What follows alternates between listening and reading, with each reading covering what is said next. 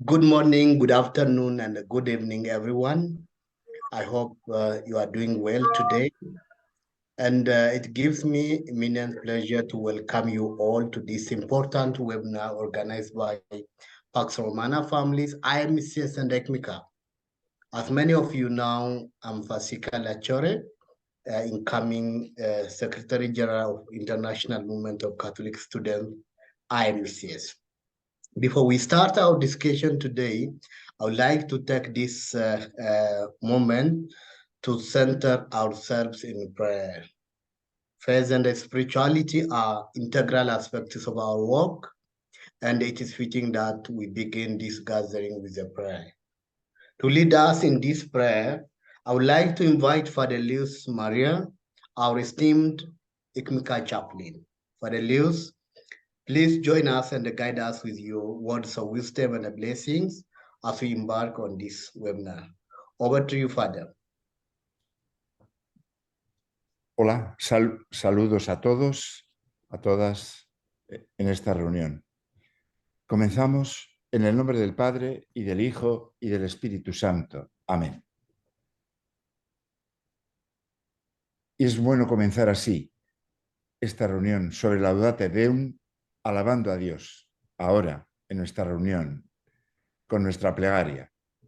Estoy seguro de que muchos de ustedes han leído la exhortación, y más de uno se habrá sorprendido porque las referencias bíblicas de este documento son muy pocas. De Mateo 6, 28, 29, miren los lirios del campo, cómo van creciendo sin fatigarse ni tejer. Y yo les aseguro que ni Salomón, en el esplendor de su gloria, se vistió como uno de ellos. Y también en el número 1, en el primer número de la exhortación de Lucas 12, 6, ¿no se venden acaso 5 pájaros por 2 monedas? Sin embargo, Dios no olvida a ninguno de ellos. Y ya solo casi al final, en el número 61, Dios miró todo lo que había hecho y vio que era muy bueno. Del Génesis 1:31. Y después del Deuteronomio, de él es la tierra y todo lo que hay en ella. Y del Levítico, la tierra no podrá venderse definitivamente porque la tierra es mía y ustedes son para mí como extranjeros y huéspedes. Que esta palabra de Dios, toda la palabra de Dios, siga resonando en nosotros. Pidamos a Dios que nos ayude personal y eclesialmente. Y como habitantes de este planeta, nos dice el Papa muy al comienzo, a tener reacciones suficientes mientras el mundo que nos acoge se va desmoronando y quizá acercándose a un punto de quiebra. Que nos dispongamos, como nos dice casi al final, a modificar los hábitos personales, familiares y comunitarios. Y así colaboremos a gestar los grandes procesos de transformación que operan desde las profundidades de la sociedad. Acompáñanos, Señor, en esta reunión, en este día, en todos los días de nuestra vida. Amén.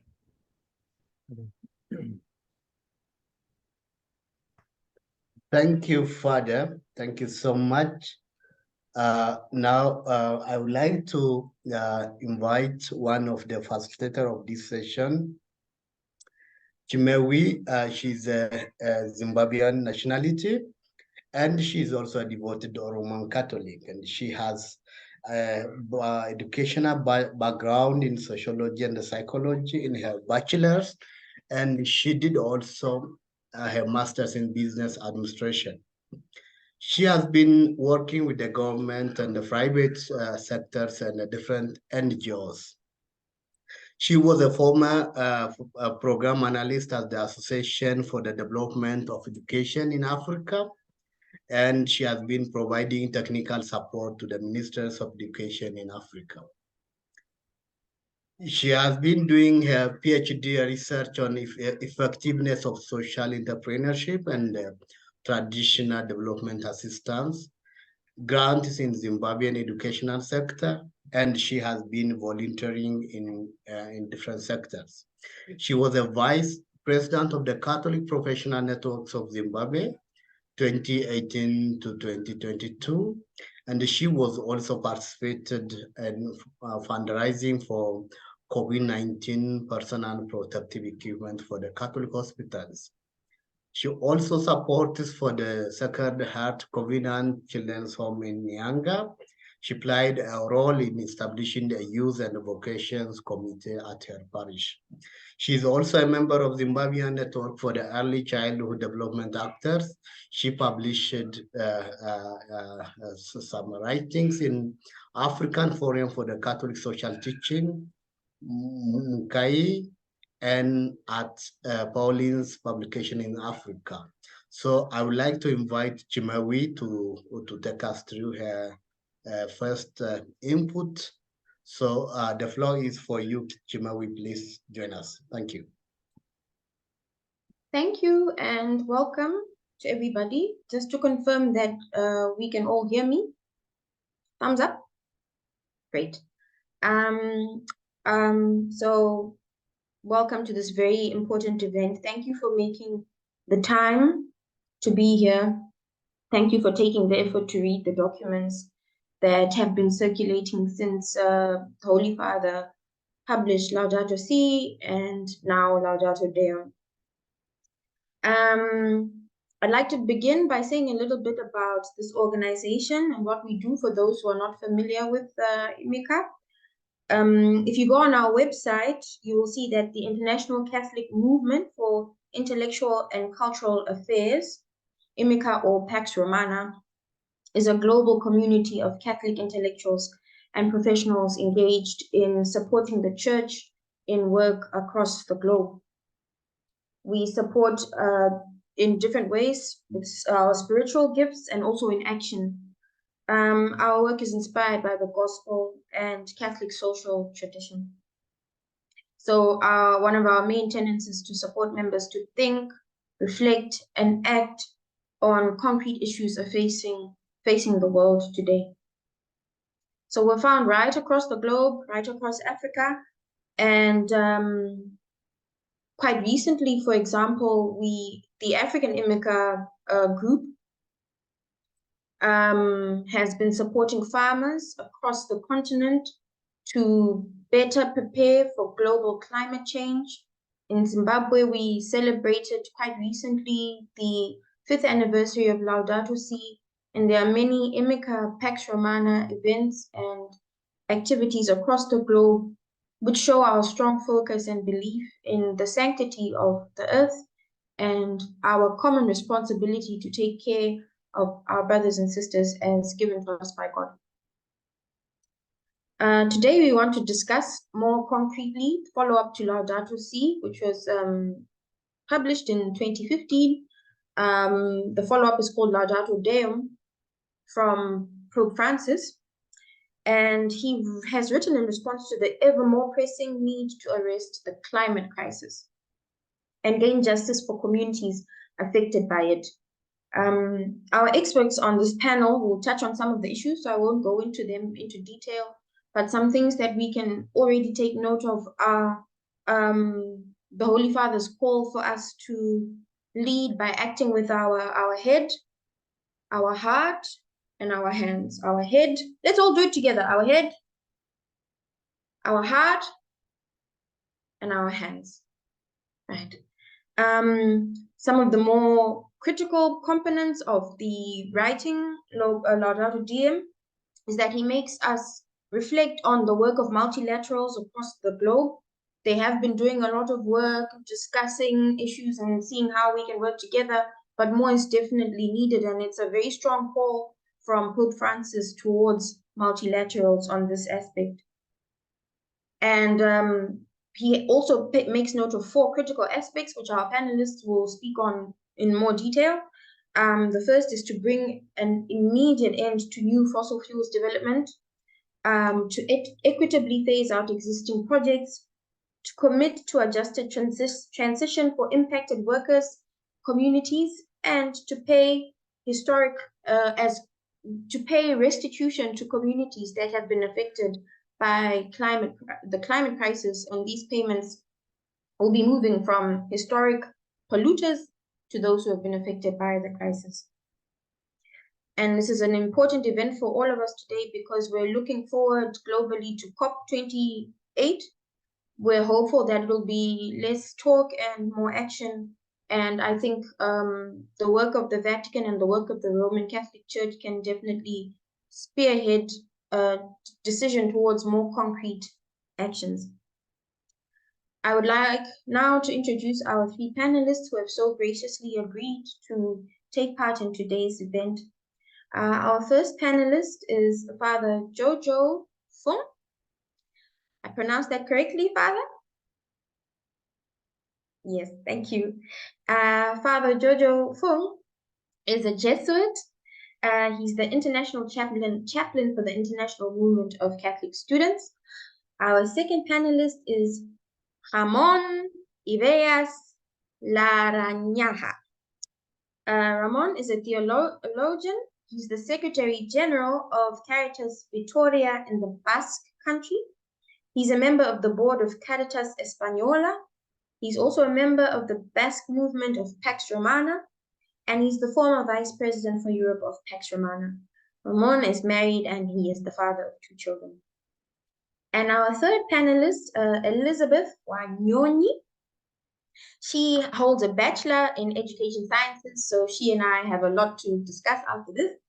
And her focus areas are mathematics and chemistry. She is a member and has been a member of IMCS, which is the International Movement of Catholic Students, since 2015. She is also a member of the National Movement of Catholic Students Kenya chapter and was the organizing secretary. Currently, she holds the position of National Coordinator for NMCS, which is National Movement for Catholic Students in Kenya, and she is the moderator for IMCS Africa and the CLAP program monitor.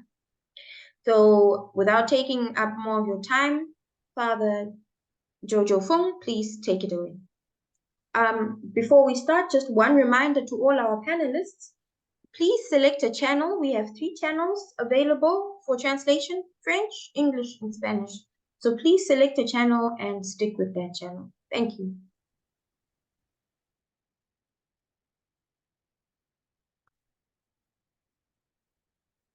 So thank you everybody for your presence and your participation today. I would just share my commentary, my take on the from Laudato Si to Laudate Deum. So thank you for this chance to be able to share. I speak from where I am. I'm from the Borneo Island, and my perspective is that of Asia, and of course the South or the global South, no? And those were people of the marginal communities around the world. I speak especially having heard, interacted with the indigenous communities around the world, especially in Asia. What I sense in this document after the publication of Laudato Si is the exasperation and urgency, no? As urged by Pope Francis. He said this: with the passage of time, I realized that our responses have not been adequate, while the world in which we live is collapsing and may be nearing the breaking point. So I think he's very desperate, exasperated by business as usual. No? The necessary transition towards clean energy sources such as wind and solar energy and the abandonment of fossil fuel is not progressing at the necessary speed. So he laments that. And then worst of all, well, whatever has been done risks being seen only as a ploy to distract attention. So it's just a cooptation of so-called what is greed and what is romantic. What is of interest to me in Laudate Deum, or LD henceforth, is, the attempt by Pope Francis to influence, as mentioned already at the start, the world leaders who are preparing to meet in Dubai for the 2023 UN Climate Change Conference, COP28, from 30th November to 12th December 2023. many of us are watching or waiting the outcome. What is of great interest to me that I gravitate towards is called geopolitics, examining the unequal power differentials between developing nations of the South and the developed nations of the North. For me, as somebody from Borneo, from Asia, the global South, and all critical sojourners are convinced that the technical solutions born of science and technology wedded to the technocratic paradigm that Lauda LD and Ellis talk about, of the globalized hegemonic neoliberalist economic model, is not only homicidal but an ecocide. So it inflicts deaths on the poor, on the vulnerable, but on the whole, it inflicts death on the earth itself. So that's why I think it's so urgent. For me, more alarming is that this model aims nothing short of an undifferentiated and one-dimensional paradigm, which in itself is already a technique of possession, mastery, and transformation, which means in the final analysis, it's not about profit or for the well-being of the human race, but ultimately a power as its motive. It is really a hegemonic lordship overall. I think this, going back to Laudato Si 108, is important to look at to what is, the technocratic paradigm is attached to. For me, this exercise of totalitarian use of power, especially void of sound ethics, culture, and spirituality, is not sustainable. It only shows up the ethical decadence of real power. This power, in terms of control, is really corrupted. It failed to set limits, ethical criteria, and norms for clear-minded self-restraint. So without ethical norms or restraint, all short-term efforts at adaptation, not discounting some interventions and technological advances that make it possible to absorb or capture gas emissions, have proved promising, but have thus far been unattainable. So all the solutions are not eventually sustainable. Pope Francis draw attention to, what he called irresponsible derision, which is a very strong term, that will present this characteristic, that we present this issue as something purely ecological, green, romantic, frequently subject to ridicule by economic interest. So he's saying that there is a blindness to what is in reality interconnected and to mask the true and deepest problems of the global system. In other words, what we are facing in terms of a neoliberal capitalist system at its worst is actually not acknowledging that everything is interconnected. What is also interesting in terms of geopolitics is the emergence of the multipolar world in LD number 42. What is also interestingly connected to the multipolar world is what is known as a world that accelerates a globalization which favors spontaneous cultural interchanges, greater mutual knowledge, and processes of integration of people, which end up provoking a multiculturalism from below and not simply one determined by the elites of the power. This is very interesting. This is all arising from below in terms of the rise of a multipolar world. So he terms it multiculturalism. It is not dependent on changing political conditions or the interests of a certain few and possesses a stable efficacy. So this is very interesting how he describes it. He talks about how this multiculturalism also promotes what we call a postmodern culture, a new sensitivity towards a more vulnerable and less powerful in our world. It's very interesting that this multiculturalism arises from below throughout the world, where activists from very different countries help and support one another, can end up pressurizing the sources of power. This is very interesting for me. Multiculturalism has this rising power from below, and they can apply pressure on the sources of power in our world. And therefore, we must look at what we call power shift, which is also exacerbated by the assertion of the developing countries. For instance, like the radicalized groups who exercise a healthy pressure for the concerted efforts to bring about intergenerational justice and earth resilience. Again, this is coming from below. And this assertion from below, quoted by LD51, is a new voice, and it is playing a greater role in the global arena. What is very interesting is, this global south, the new voice, the greater role is asking for a more evident openness to recognizing one fact, that combustible fuels will provide 80% of the world's energy and that their use continues to increase. And this was sounded out at the 2020 COP27 in Egypt. And there's also a step forward in consolidating a system for financing loss and damage in countries most affected by climate disasters, already mentioned in number 51. This assertion of the Global South of the rights to resilience are morally legitimate, given the climate injustices of irresponsible lifestyle connected to the Western model, in which emissions per individual in the United States are about 2 times greater than those of individuals living in China, and about 7 times greater than the average of the poorest countries. Very interestingly, he went into details, how what he cited as what we call unsustainable tourism or irresponsible tourism.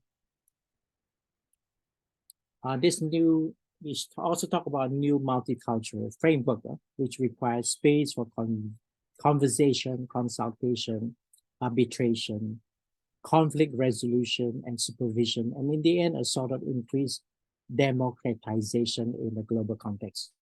So it doesn't look as though geopolitically is controlled by the elite sphere of the global north, but asking for greater democratization, so that the global south can also dialogues with equal partners. So in place of a rogue meritocracy that can only easily become a screen that further consolidates the privileges of a few with greater power. So this is really talking about, very interestingly, the word is global safeguarding, can be actualized. So safeguarding is not just in the area of sexual relationship, unequal sexual relationship, but also in terms of safeguarding over the common goods and the global commons like air, water, and climate. And it's interesting, the Pope himself is the first Pope to attend COP28. It's the first for a pontiff. So the cries from below are echoed by LD, which decries the ineffectiveness of international institutions. He did address that in Laudato Si, but he's addressing it again. He stressed very insistently that country must not prioritize national interests above global common good.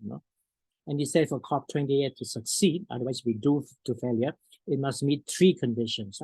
They must be efficient, obligatory, and regularly monitored.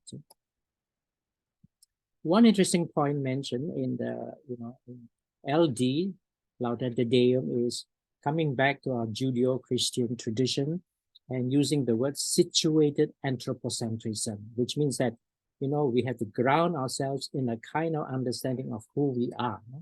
Who we are has to do with, we are united, has united us all to all other creatures. He also used a very interesting term. It's called a contact zone. The entire world is a contact zone with God.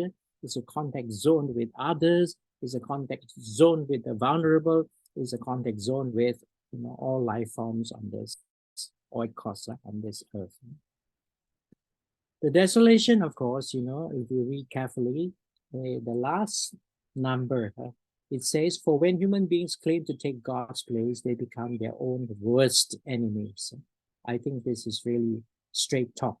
The consolation is what is cited in Laudato Si, number 205. Yet all is not lost. Human beings, while capable of the worst, are also capable of rising above themselves, choosing again what is good and making a new start. So indeed, according to Laudato Si, we need each other in order to have a good life through our right relationship with God, neighbor, poor, and Mother Earth. So we all need to be in it together, feel interconnected among ourselves with all life forms and working for the global commons of this earth. The consolation, according to Pope Francis, is to create a new culture because we all are doing something, no, in order to change our lifestyle. So he feels that this is important, no? So with that, I will end. Thank you so much. Thank you, Father Jojo. In the interest of time, we'll move directly to our next panelist, Ramón, Ibeas, Naranja.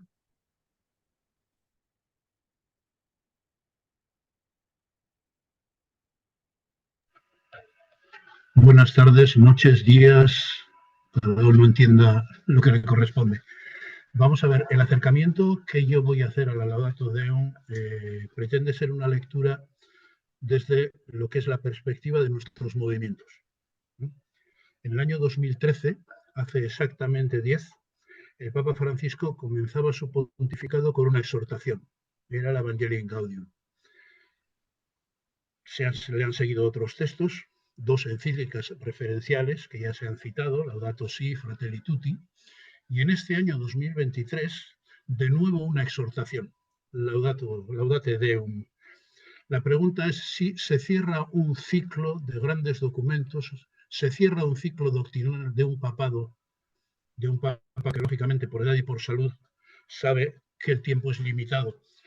Podríamos pensar que sí, podríamos pensar que tenemos en estos momentos el marco de reflexión que nos ofrece el Papa Francisco. Pero como decía, me acerco a la Laudate Deum con el interés de leerla como si fuese una exhortación dirigida al MIC y al MIEC. Un documento que en sus fuentes teológicas bebe del Concilio Vaticano II, de las encíclicas anteriores del propio Francisco, que están citadas a lo largo del texto, y que se encuentra además en las claves utilizadas por el Papa Roncalli. Propone a la Iglesia y a la sociedad que tomen decisiones en el ámbito del actuar. Quien pretenda encontrar en ella grandes propuestas teológico-doctrinales no las va a encontrar explícitamente. Las va a encontrar siempre como subrayados a las ya realizadas en documentos anteriores. Esta es una exhortación que pretende movilizar, que ofrece poca novedad en lo doctrinal, pero sí que pide a los cristianos que hagan algo ante una situación que él mismo va a referir como la de un mundo que se va desmoronando. Esta afirmación está sostenida en la cita a los obispos de los Estados Unidos, compartiendo con ellos la posición frente al cambio climático, refiriéndose también al Sínodo de la Amazonía, del que destaca textualmente que los atentados contra la naturaleza que tienen consecuencias contra las vidas de los pueblos, y también cita a los obispos africanos, que califican la actual situación de pecado estructural. Todo esto lo vamos a encontrar en los primeros números, del 1 al 4 de Laudate Deum. El Papa insiste, los signos del cambio están ahí, número 5. Lo estamos verificando, es inusual la velocidad del calentamiento global, número 6, para terminar afirmando que el desajuste es global, nos afecta a todos, número 7. Es importante tener en cuenta que no nos encontramos ante fenómenos de la propia naturaleza en su normal devenir. Lo que está ocurriendo de manera mucho más intensa en estos últimos años tiene como responsables a los seres humanos, si bien a distinta escala. De hecho, y analizando los datos que nos ofrecen los distintos estudios científicos, podemos afirmar que no son los pobres, sino los países ricos, los que tienen mayor responsabilidad en lo que está ocurriendo. De hecho, generan más del 50% de la contaminación que se produce en el planeta. La realidad es preocupante, pero la exhortación no es catastrófica. Todavía estamos a tiempo. Hay alternativas ante la situación que vivimos, que pasan, por ejemplo, por avanzar en el desarrollo de las energías renovables para que mejore la situación y también el empleo.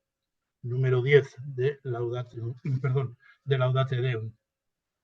Pero incluso esta afirmación del Papa no es compartida en todos los foros, donde se defiende el nivel de contaminación e injusticia que supone la generación de dicha energía, que exige baterías de litio, exige minerales raros, que están siendo a la vez la causa de más de una guerra, sobre todo en África.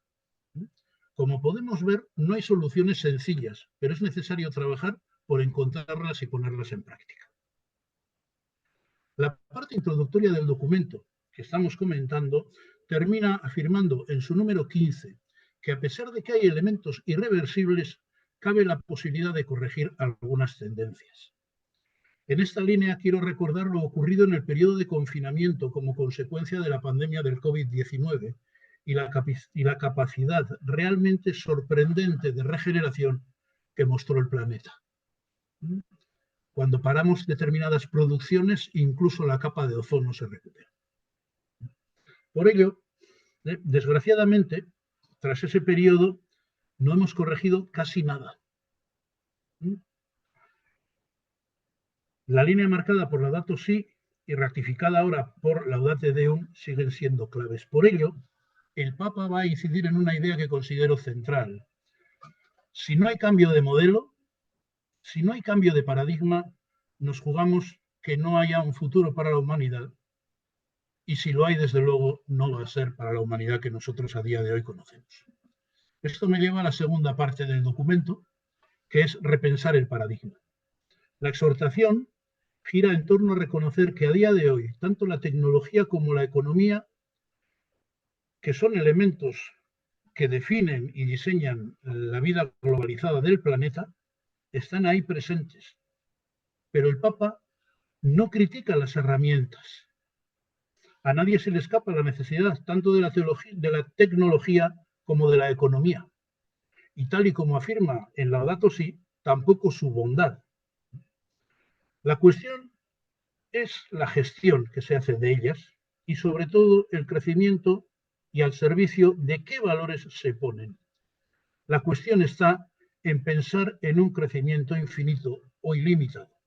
El mito de la modernidad, que ha entusiasmado a tontos economistas, financistas y tecnólogos, nos dirá el Papa.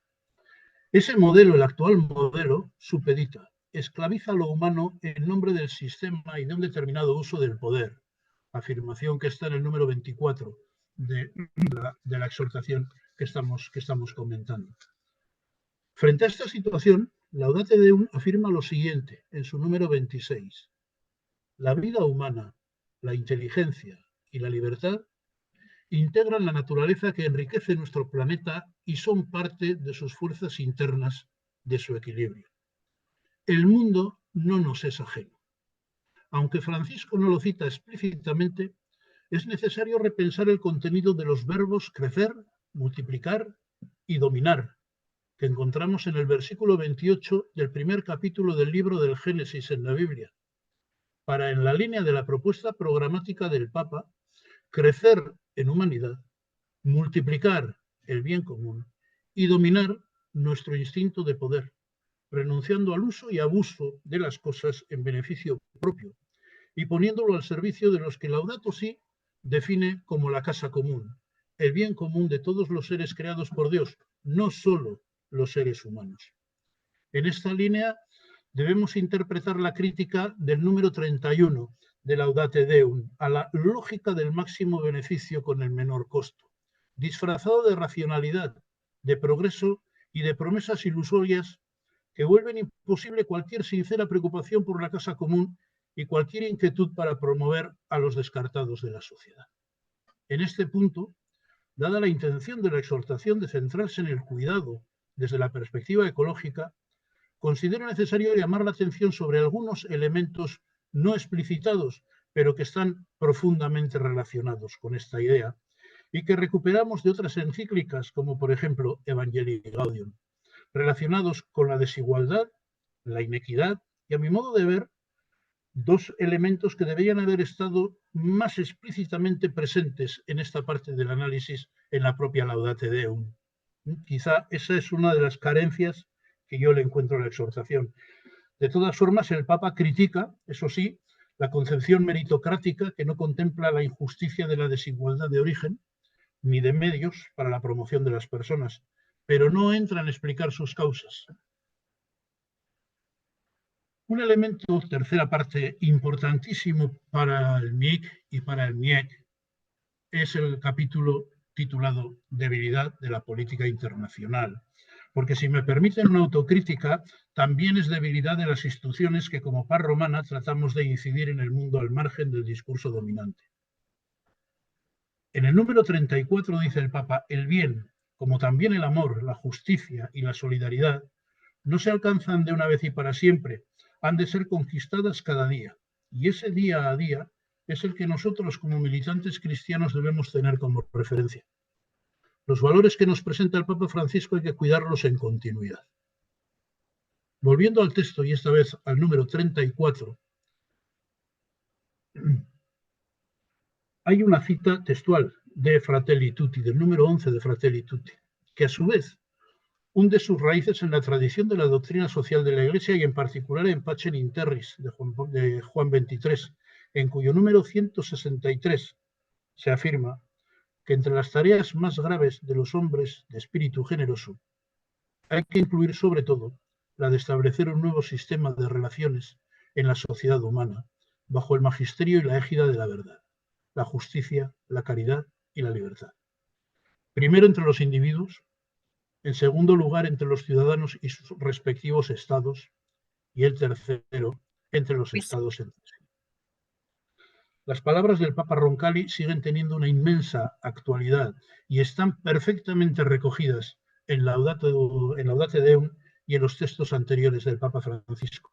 Y nos llevan a una referencia de esas citas bíblicas que decía Luis María Goicoechea en la oración que no vamos a encontrar, pero están referenciadas en Mateo 6, Bienaventuranzas, en Mateo 25, el juicio, en Lucas 4, cuando Cristo en la sinagoga coge el pliego de la Torá y dice que el Espíritu de Dios está sobre mí para ayudar a los pobres, a los cautivos, en referencia a Isaías 61. Es una encíclica y un pensamiento absolutamente encarnado en lo mejor de la tradición cristiana a lo largo de la historia. Estos principios también están recogidos por Pablo VI, que lo recordará en su encíclica sobre el desarrollo de los pueblos en la Populorum Progressio, y tal y como podemos ver, son asumidos como propios en la doctrina de Francisco y presentados de distinto modo tanto en Fratelli Tutti como en Laudato Si. En estos días en los que la preocupación por lo que está ocurriendo en Gaza y en Ucrania sigue ocupándonos y preocupándonos, son valores que, aunque en la Laudate Deum estén referidos al problema climático, son fundamentales en el esfuerzo por la consecución de la paz mundial. No vamos a poder mejorar el clima si no mejoramos el clima de convivencia. Invito a acercarse a las reflexiones del Papa Francisco al respecto y sobre todo a una lectura pausada y a la reflexión sobre el documento sobre fraternidad humana por la paz mundial y la convivencia común, firmado junto al gran imán al-Zahar de la mezquita al-Zahar, Ahmad al-Tayeb, en Abu Dhabi, el 4 de febrero de 2019. Creo que tenemos la necesidad imperiosa de unir todo lo que está ocurriendo, porque, como decía el propio Francisco en Laudato Si, el problema es global. Pero no todo es cuestión de principios. Laudate Deum pretende y quiere ir más allá y propone una línea de actuación coherente, por lo que solicita a las organizaciones mundiales más eficaces, dotadas de autoridad para asegurar el bien común mundial, la erradicación del hambre, la miseria y la defensa de los derechos humanos elementales. Cito el número 35. Un llamado que trasciende la cuestión medioambiental e incide en la necesidad de cambiar el paradigma relacional en el mundo, tal y como quedó expresado hace un momento en este mismo artículo. Desde estas instituciones que estamos hoy aquí reunidas, MIC, Paz Romana, MIC, GECI, como intelectuales y como estudiantes católicos, deberíamos trabajar para visibilizar nuestras ideas y propuestas en aquellos espacios en los que tenemos la posibilidad y la oportunidad de ser escuchados. Además de actuar en los espacios en los que nuestra actividad puede ser transformadora, o instrumento para que aquellos que carecen de voz puedan ser escuchados. Es cierto que muchas veces clamamos en el desierto. También lo hicieron los israelitas esclavos en Egipto, recordémoslo, pero Dios les oyó y Dios les liberó de la esclavitud. Por ello debemos trabajar por un multilateralismo desde abajo, número 38. Algo que estamos haciendo, por ejemplo, en este webinar, con el objetivo de incidir y, por qué no, estar presentes en espacios de decisión política, defendiendo siempre a la persona humana y su dignidad, número 39. Respecto al cómo, es importante detenerse en el número 40 de la exhortación. No se trata de reemplazar la política. Esta es una tentación muy actual, pero muy poco cristiana. A nosotros el Evangelio, la memoria de Jesús de Nazaret, nos dice y nos pide que debemos utilizar los instrumentos existentes para generar nuevos y, de ser necesario por su ineficacia, renunciar a otros, pero siempre con la intención de alcanzar una cooperación efectiva. Para ello, en palabras del Papa, son necesarios espacios para conversar, consultar, arbitrar y resolver conflictos, teniendo a los pobres en el horizonte. En esta línea, soy de la opinión de que Paz Romana y el MIEC son dos espacios privilegiados en los que esto es posible, si somos capaces de operativizar las potenciales de nuestros propios movimientos. Nosotros somos sujetos de transformación, pongámonos en ello. La exhortación termina con 2 capítulos desde el punto de vista desde el que yo estoy hablando de menor relevancia. En el cuarto hace un recorrido por las distintas cumbres climáticas, con una incidencia en la línea del actuar, en referencia a la próxima cumbre del año, la cumbre 28, donde a pesar de los sucesivos fracasos, es necesario, en palabras del Papa, llegar a acuerdos eficientes, obligatorios y evaluables, pero sobre todo construido sobre el compromiso de todos, número 59. Y es que, y así termino mi intervención, la vida humana es incomprensible e insostenible sin las demás criaturas, porque, y en esta reflexión el Papa vuelve a Laudato Si en su número 89, todos los seres del universo estamos unidos por lazos invisibles y conformamos una especie de familia universal, una sublime comunión que nos mueve a un respeto sagrado, cariñoso y humilde. Muchas gracias.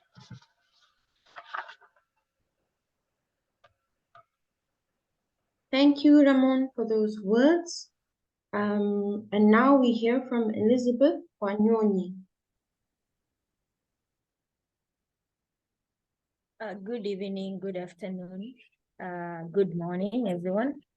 I hope we are all well, and we are excited to hear about this encyclical from the Pope. One of the most interesting reads I've had recently is the Laudate Deum. This encyclical reminds us how passionate the Pope is about Mother Earth. Despite our assumption as human beings, as stakeholders, as leaders, as people from different backgrounds of his previous encyclical Laudato Si, the Pope is very patient, and he takes his time to be able to explain to us, to remind us the importance of taking care of Mother Earth, to remind us to be able to know that this is the only home we have. We don't have any other home. And unless we take action, we ensure that each and everything that we do is for the good of the earth, it becomes very hard. In some years to come, we may not have a home. We may have to go maybe to another planet and look for another home because the world will not be bearable.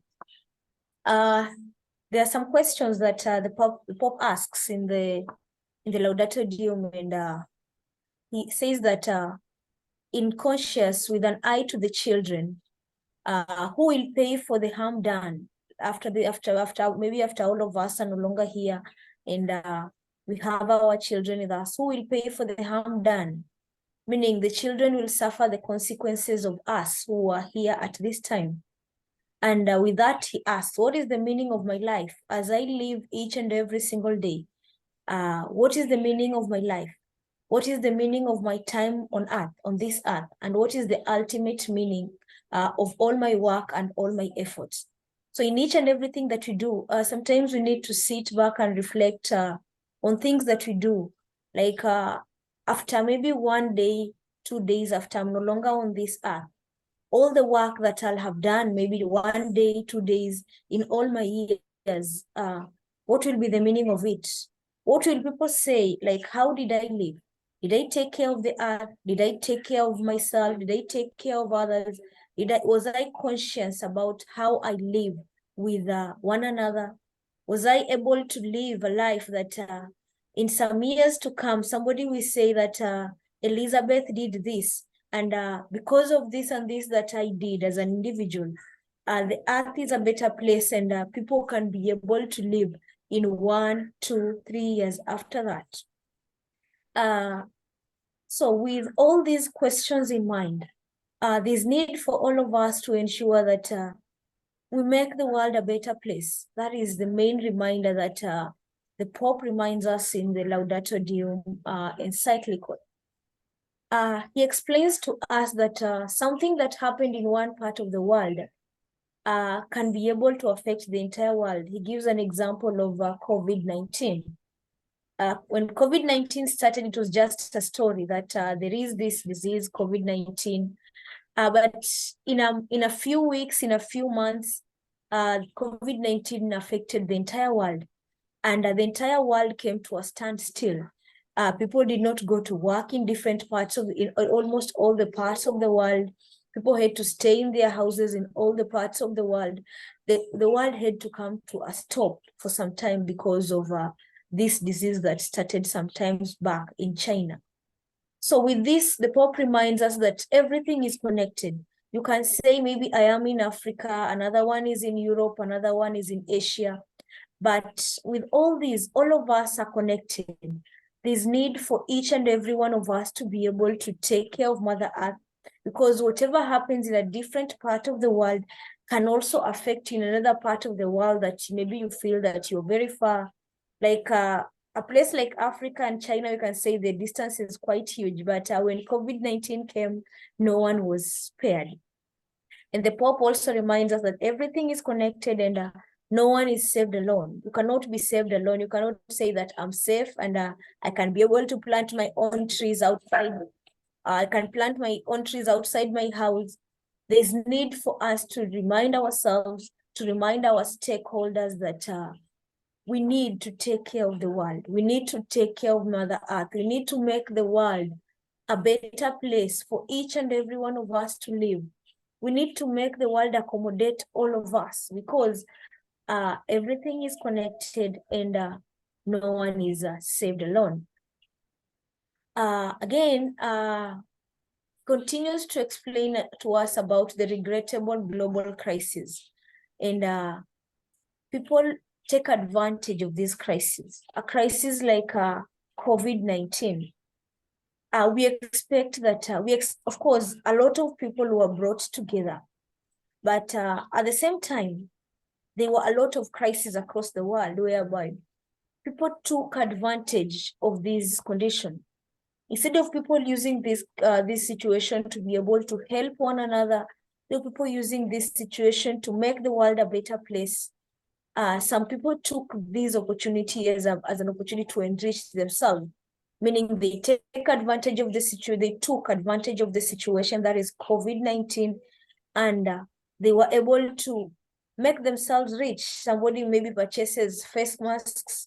Others were able to maybe come up with vaccines that maybe were only beneficial to them. Some people could not access some of the necessary services that they required in able to be to survive the crisis. And I say that the actual strategies developed worldwide in the wake of this crisis, they fostered greater individualism. Like, people were able to become more individualistic in their work, and there was less integration, and there was increased freedom for truly powerful people. Of course, these powerful people in most cases, they always escape. Like if anything is to happen, they are not affected in any way in all that they do.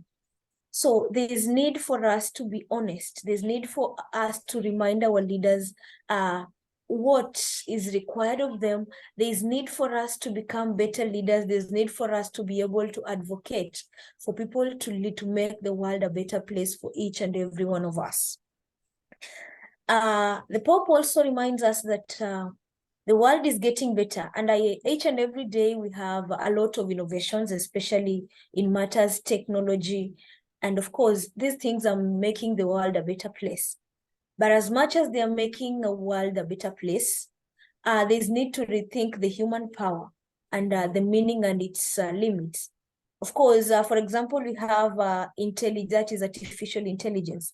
We have AI that is coming up that, because if somebody wants to get an answer to something, somebody just is able to type up a question, and within a minute you get an entire PDF, you get an entire document that you can be able to work on and be able, students can easily type up questions and get answers to that. But as much as we have AI, it's limiting our human power. Meaning, as much as we want to do this, we want to get better, the technology is getting better, it is making the work of human beings better, but at the same time, it's making us human beings not to have the power to be able maybe to research, the power to be able to look for information, the power to be able to know that this information at this time is able to make me maybe work. If I work on this, I know I'll be able to improve on this. If I work on this, I'll be able to improve on this. So the Pope believes that there is need for lucidity and honesty in order to recognize our power and progress that are turning against us. Meaning there's need for us to be honest. If work is to be done, there's need for us to ensure that in all that we do, we are very honest in all that we do, and of course we are able to ensure that our power, as much as our power is seen and felt, it should be done with a lot of integrity. And meaning if we are honest and we have a lot of integrity, the world will always be a better place. Another interesting part of the Pope reminds us is we've had recently a lot of places being affected by war, and for war to happen, there's business that goes on. Meaning, we have people who are selling war weapons, and of course, these people get very excited. If you are to sell a war weapon, for example, if you are to sell a bomb, if you are to sell nuclear weapons, these people, of course, get a lot of money from this. And they get excited for the moment, meaning, for example, if you get a few euros, a few dollars, a few million euros, a few $1 million, meaning these people will be, you get paid. But the effects of these nuclear weapons when they're used, it brings a lot of graves, meaning we lose a lot of people due to these nuclear weapons. People get sick, and we have a lot of side effects to these nuclear weapons that people use and people buy. So there is need for all of us to be able to rethink and be able to remind human beings, to be able to be better human beings, to be able to take care of each other. And at the same time, we have the rich tend to take advantage of the poor. That is, they ensure that they use minimum cost whenever they are trying to input or they are in business. And at the same time, they get maximum gain. Meaning somebody can invest 20% and they tend to get back 100%, or maybe they get double of whatever they had invested. Meaning when these situations happen, they make the poor feel like they don't deserve the world. They make the poor feel like the world belongs to a specific number of people. The world belongs to a certain group of people. There's need for all of us to ensure that we are able to accommodate others.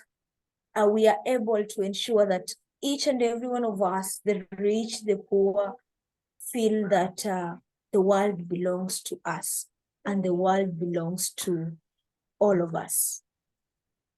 So, the Pope concludes by reminding us that there is need to ensure that everyone accompanies everyone in this pilgrimage of reconciliation with the world.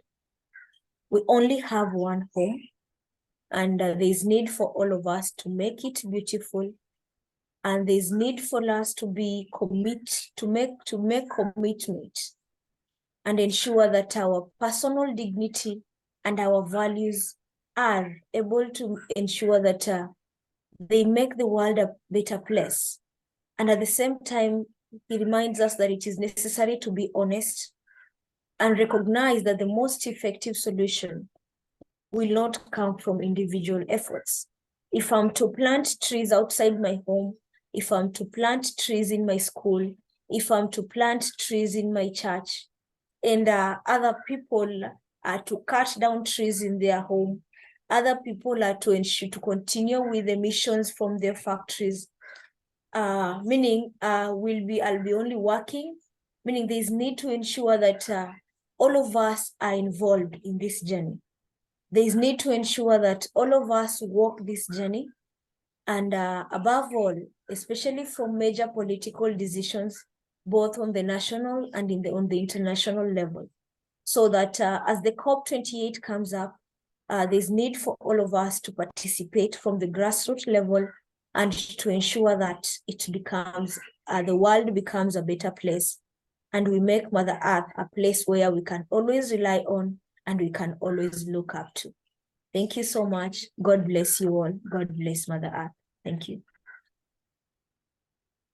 Thank you, Elisabeth, and thank you once again to all of our panelists for some very insightful contributions.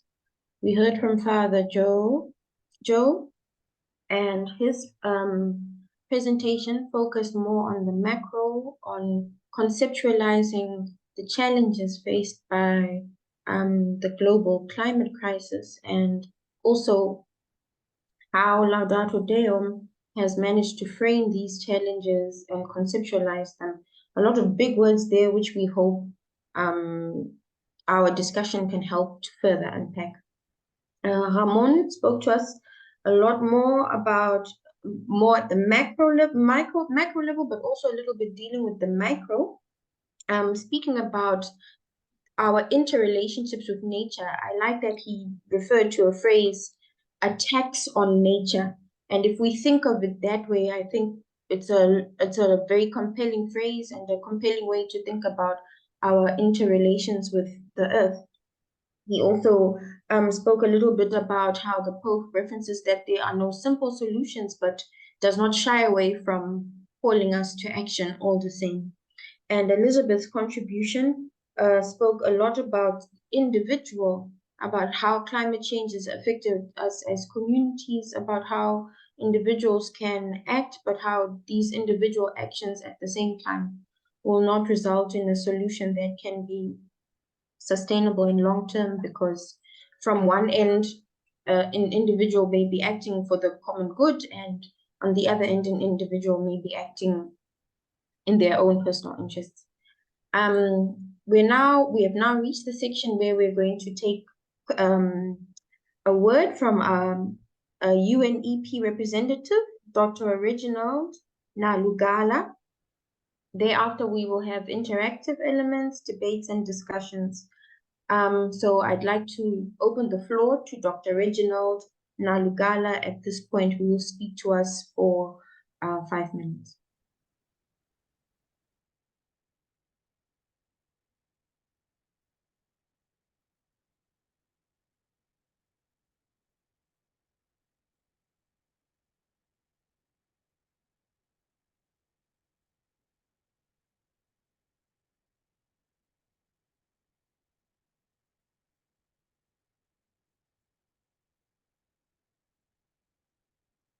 Dr. Nalugala, your microphone is off. Please turn it on.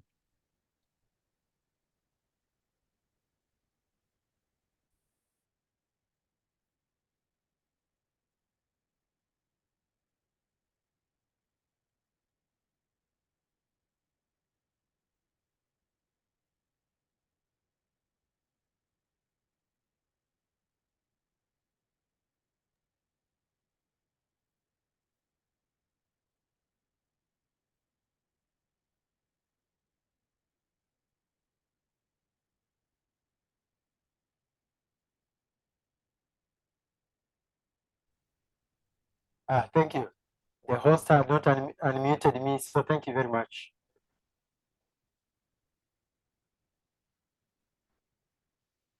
All right, so I'm going to share with you some reflections coming from UNEP in relation to faith-based institutions that are working in this space of climate change in relation to, praise God, Laudato Deum. So in the last few years, I've been working with international groups, both in Nairobi and United Nations in New York, where I represent faith-based groups in dialoguing with climate change and its effects on Africa in particular. And so I'm calling this short presentation for about 6 minutes, Laudate Deum, UNEP Reflection on Climate Crisis in Dialogue with Faith-Based Organizations. A response from Africa, looking at what the Pope discusses in Laudato Si 2015 and Laudate Deum in 2023. So we are all concerned about integral ecology. We have read that from the Laudato Si, that the climate is a common good belonging to all and meant for all, and recognizes that climate change is a global problem with grave implications in environmental, socio-economic, political, and for the distribution of goods, and laments that the poor, who are the least responsible for causing the problem, are disproportionately vulnerable to its harmful effects. And therefore, Laudato Deum captures our attention around failures of the international humanity to achieve mitigation measures on climate change. And one of the key areas is what is happening in Africa. The cross the sea migration and the effect on refugees. And then we told by the organization how many people have died in the Mediterranean Sea. I know the Holy See had set up a team to try and rescue a lot of migrants from Africa.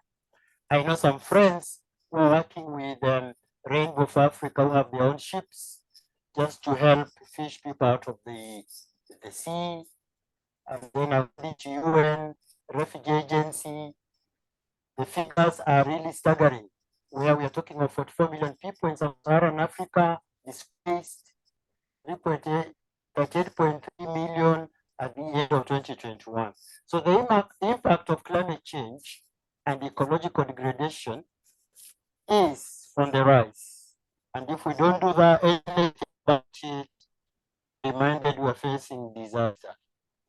And so one of the areas that climate change has had an impact on is women and children, especially girls.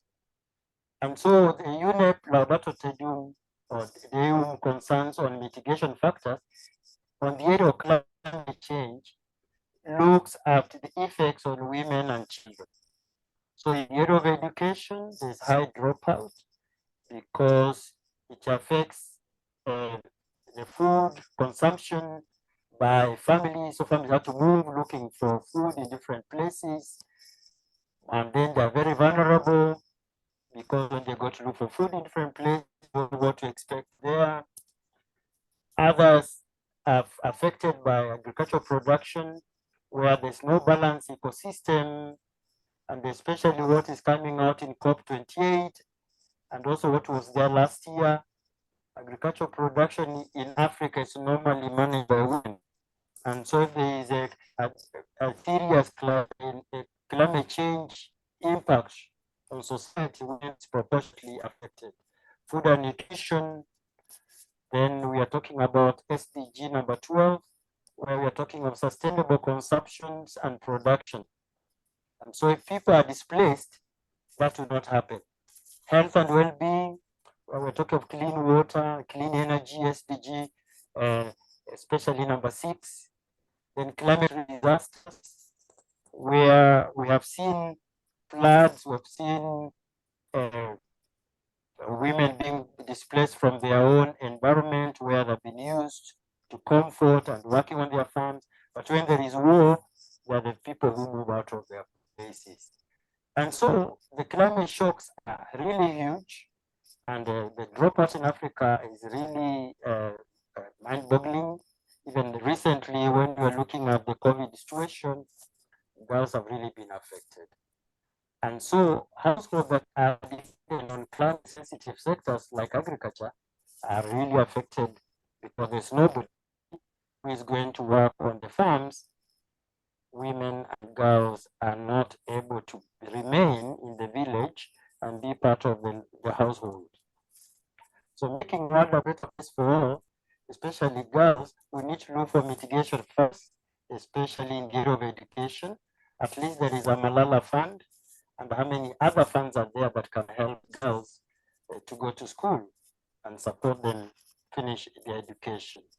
So there's a convergence on religion and science, just like my previous speaker said, where we can look at collective actions. What are these collective actions that can help us spark a new approach that Laudato Deum is telling us to do? So we need to infuse science and faith together. In most cases, we tend to separate the two. But in Africa, we are a very holistic society, community, where God and God are part of us. We cannot separate the two. And so we are very strong in the area of environmental protection, protect forests, water catchment areas, to be able to bring that level back to the people living in that environment. So there should be a strong belief in the fusion of moral force, which religion can contribute to. And then we should be working within the Paris Agreement, where we come up with proper solutions, looking back at where we are failing Laudato Si and improving on, as it's being recommended by Laudato Deum in the area of transforming.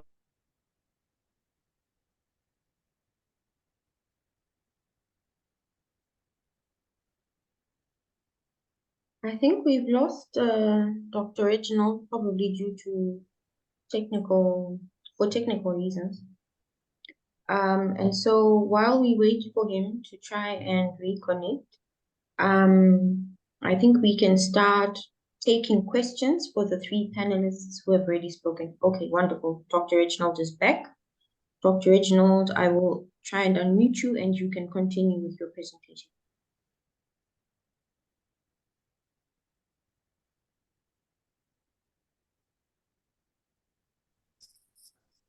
Thank you very much.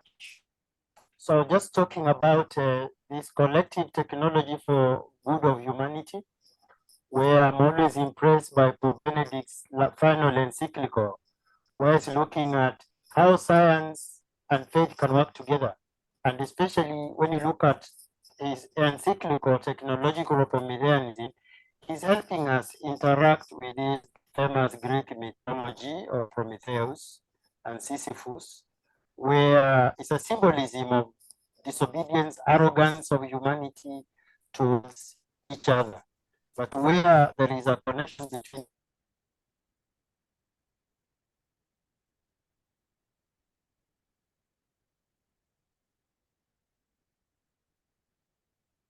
Okay, we seem to have lost Dr. Reginald again.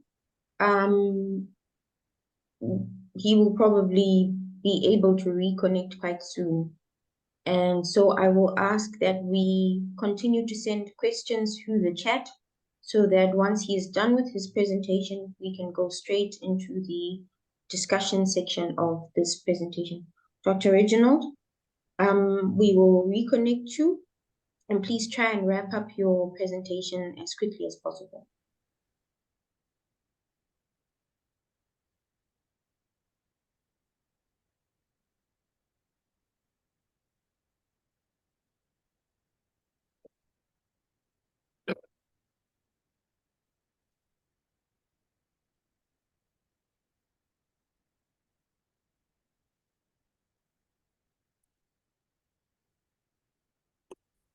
Okay. Okay. I hope I can finish now. Yeah, so we need to come up with a new technology that is environmental friendly, but also sustainable. For example, nowadays people talk of digging boreholes, but I'm into this new technology of sucking in air, compressing it, and then turning into ice. And then from the ice, you see water flowing. These are technologies that have been developed in France and also Israel. The Israeli army uses this and the way to go, how to scale it up. And very lastly, it is this ecumenical movement that's being called for, where different groups of faith can come together and dialogue in the space of climate change. The famous one is this intergovernmental interfaith group, which is coordinated with the Kingdom of Saudi Arabia and the Holy See. And so therefore, Laudato Deum calls for inclusivity, where groups like UNEP, which are tied to SDG 17, can build global partnerships.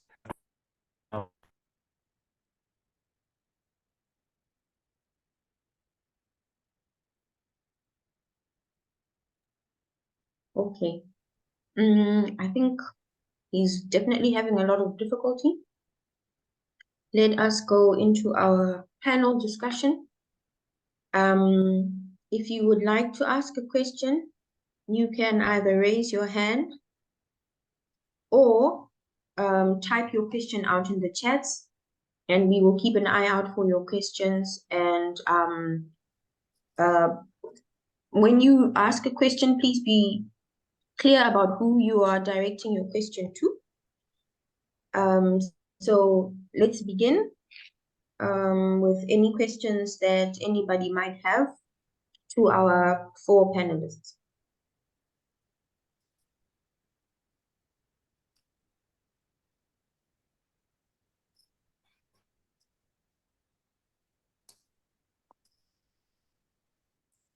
Any questions?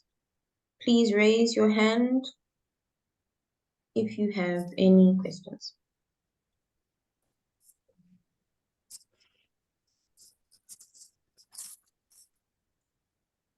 Okay, I will start.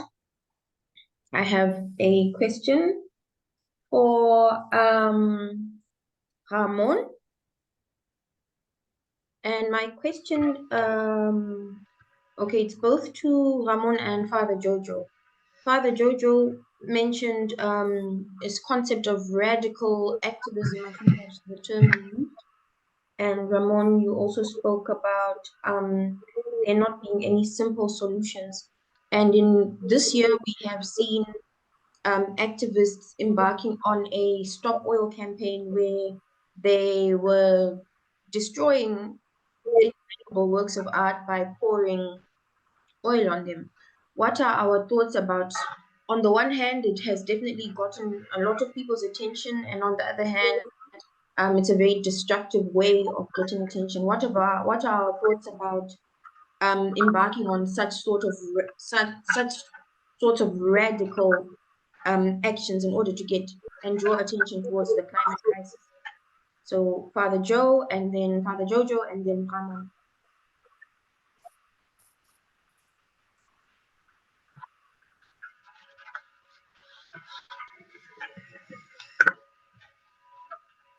No sé si comienzo yo, comienza el padre. Un poco difícil ordenar el tema, ¿no? Vamos a ver, yo... Ramón, go sí. first, yeah. Ok, yo diría brevemente algo que he comentado en relación al Apache Ninterris. Vamos a ver, nosotros ante una dificultad, lógicamente debemos reaccionar, pero no toda reacción nos sirve. De hecho, en estos momentos tenemos demasiados conflictos en el mundo en el que la reacción está siendo absolutamente violenta y no está respetando ni tan siquiera vidas humanas. Y hay quien se empeña en justificar esas actuaciones como algo a lo que tienen derecho. Me estoy acordando en estos momentos de algunos discursos políticos de países enfrentados en guerra justificando lo que es absolutamente injustificable. Criterio. El primero, la verdad. No es fácil. Pero nosotros tenemos una verdad que es la verdad del Evangelio.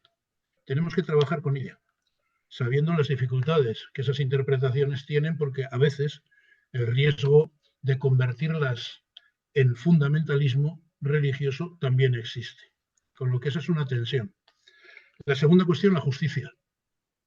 Lo que yo haga tiene que ser justo para con los demás, incluida una obra de arte. La tercera, la caridad. Tiene que estar orientada al bien común y tiene que ser una actuación libre, en conciencia. Y eso habla de responsabilidad. No es fácil. El mundo en el que nos movemos es cada vez más complejo, pero es verdad que vamos a tener que aprender a gestionar situaciones tremendamente complejas. Y los occidentales venimos de una simplificación absoluta como consecuencia del pensamiento griego. El pensamiento griego coloca la razón en la unidad. A partir de ahí, todo gira en conseguir que todo sea igual. Y es completamente imposible. Es mucho más importante algo que encontramos en Laudate Deum, lo multicultural, las sociedades múltiples. ¿no? Tenemos que trabajar desde mi perspectiva por esa vía. Y yo incidía en nuestros movimientos. Yo creo que es una responsabilidad importante por parte nuestra reflexionar sobre propuestas operativas que lleguen al COP28, por ejemplo, armadas de esa verdad, de esa justicia, de esa caridad y de esa libertad. Gracias.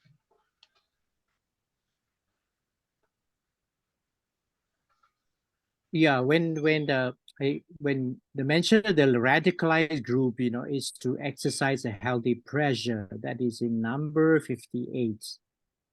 I do not condone the use of violence to achieve what we call to bring about a healthy pressure to the elites or at COP28.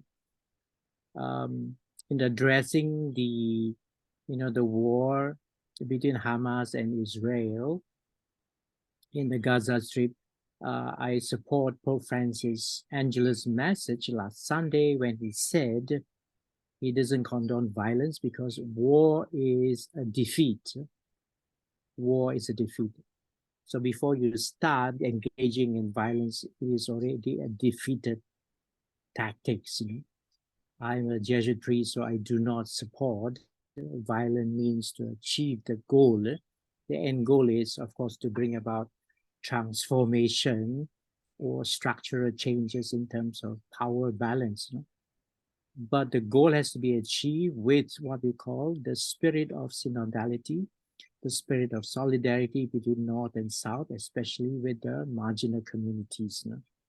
I also believe that there is a dimension that is brought up by synodality where we do need to listen to one another, especially the innocent people, or we call it civilians. They cannot be simply labeled as collateral damage.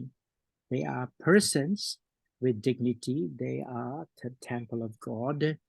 And therefore, we also need to listen to their cries in achieving the end goal, which is really a transformed society, a transformed world, where the poor and the innocent civilians have a voice and a place, on this common home of ours. Yeah. So radicalized group who apply pressures with means that are violent will not have my support. Thank you. Thank you, Ramón and Father Jojo. We have two questions, one from Maxwell and one from Elisabeth. And three questions, one from Maxwell, one from Elisabeth, and one from Margarita. Maxwell and Elisabeth and Margarita, you can go ahead and ask your questions. Margarita, if you would like for me to present your question, just inbox me directly in the chat, or go ahead and present your question directly after Elisabeth.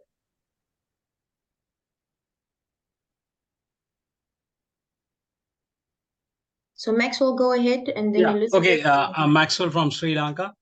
Thank you so much for the great speeches given by you, the speakers. And it's not a question as such, but I have a comment. These two documents, Laudato Si and Laudate Deum, are great documents by the Holy See. But the issue we have in this part of the world is that the awareness of these documents in the general public, general Catholic public, is very low. We have been trying to do this through the church leaders, but we don't see that because we are a ritual based. We do the rituals, festivals, and all those things, and still we talk about the older versions of the stories, but not the real versions of this two documents, which is very important, is not discussed. People are not aware of this. This awareness is very important. That is why the inequality, wars, and many other issues that we have. So therefore, we have to do a concerted effort to take this message to people through church leaders. Especially, in fact, our Catholic Graduates Movement in Sri Lanka, we conducted few programs to educate people. Even the response was very low. We didn't get a good amount of people even for the seminars that we conducted. So that is the commitment that our Catholic people have. So that's an issue for everyone, I think. I'm not sure whether it is the same in the other parts of the world, because we have different continents here. So I hope that you would share some thoughts with us, so that we could take these great ideas of Holy See into the real masses. Thank you very much.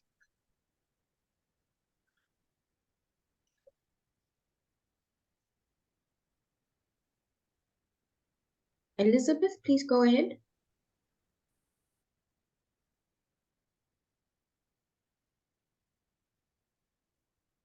Yo puse una pregunta, un cuestionamiento en el chat, pero lo expreso acá un poquito más amplio, y es que desde el webinar que tuvimos el año pasado, a principio de este año, en marzo, sobre cuestiones de ambiente y clima, en MIC, habíamos quedado de hacer una red de personas que están trabajando con estos temas y que están involucrados, sea profesionalmente, sea en ONG, sea como voluntarios en temas de ambiente y clima, para intercambiar, porque pienso que tenemos una masa crítica muy importante y gentes que estamos en ambientes desde lo académico hasta lo de acciones muy concretas, que podemos hacernos más visibles y más potentes,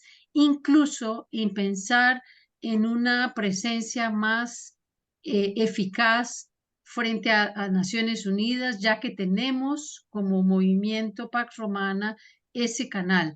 Yo personalmente he intentado participar de sesiones de UNEP, pero es muy difícil para personas que no estamos tan al tanto de los protocolos y de la forma que se trabaja en Naciones Unidas. Por ejemplo, les cuento que hace poco menos de un mes hubo una semana sobre el ambiente en América Latina patrocinada por la UNEP, y a la última hora fueron impedidos de estar adentro de la sesión. Era una sesión muy grande en Panamá. Como Panamá estaba en un momento de movimentación y sigue estando en movilización contra un acuerdo que hizo, un contrato que renovó el gobierno por 20 años para la minería de oro, no dejaron que las personas que no eran los representantes de gobierno participaran en las sesiones de esa semana medio ambiente. Eso es demasiado grave, y ahí teníamos, por ejemplo, personas cercanas a nuestro movimiento que estaban inscritas para estar en esa sesión. O sea, nosotros dentro de nuestro movimiento creo que tenemos una serie de herramientas que no estamos siendo capaces, lo que decía Ramón, de aprender a gestionar. Hay algunas posibilidades de incidir, pero no estamos consiguiendo. Entonces, me pregunto cómo podemos hacer y hago un llamado tanto a mí como MIEC a través de sus secretarios y tal, si nos pueden colaborar. Yo personalmente hago mea culpa. Yo empecé a hacer el cuestionario para hacer una red, una base de datos de todas las personas, pero no he logrado unificar todavía esa base de datos. Tenemos una lista de personas de habla inglesa, de habla francesa y de habla hispana, pero no hemos podido unificar esa lista a nivel de MIIC. Yo creo que tenemos algunas cosas que hacer y podemos intercambiar tanto ideas académicas como cosas prácticas, desde trabajos muy pequeños que están siendo realizados en África, en América Latina, en Europa, e incluso con otros movimientos, para que seamos un poquito más eficaces. Apelo a lo que hablábamos ya aquí en esa reunión, de lo que el Papa nos pide, de que seamos un poco más eficaces. La COP está ahí y la COP sabemos que es muy difícil a ese nivel que las cosas se resuelvan, pero cada vez más tiene que haber una base atrás para que podamos sostener como católicos lo que dice el Papa. Gracias.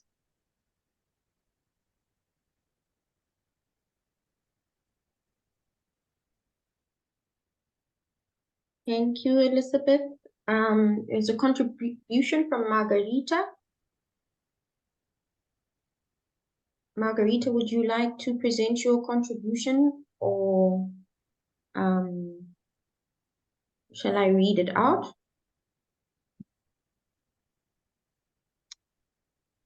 Okay, I will translate it using Google, so please forgive me. And her contribution is as follows.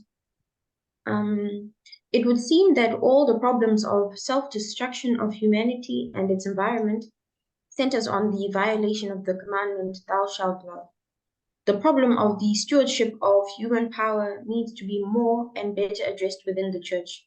Don't you think this is the issue? I'm not sure who that question was directed to, but I would like to ask maybe Elisabeth to respond if she is able, Elisabeth or Dr. Reginald Nalugulu to respond, because this speaks a lot to the individual question that Elisabeth also raised in her presentation, and to some extent to the individual issues that are affecting women and girls that Dr. Reginald raised in his presentation. So either of you, one of you could respond to this if willing.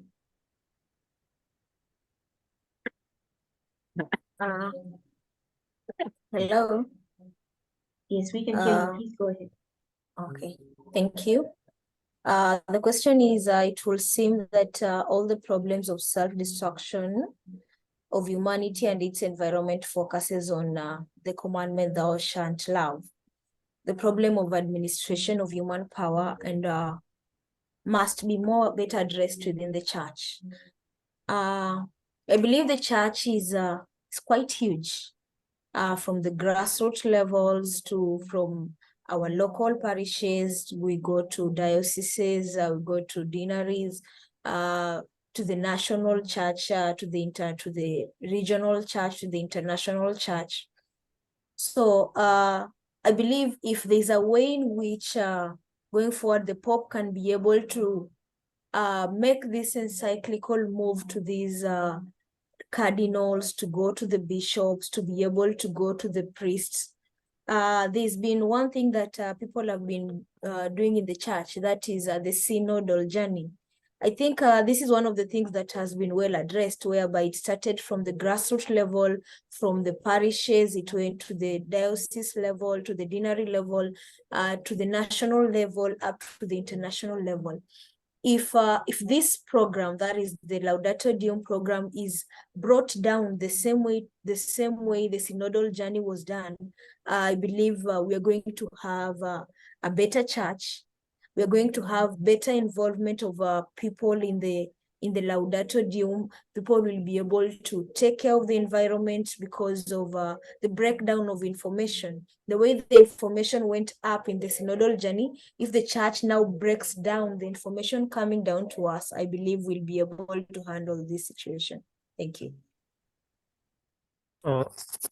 If I might just add that perhaps the problem is also in the academic institutions, how to incorporate these within our teaching environment.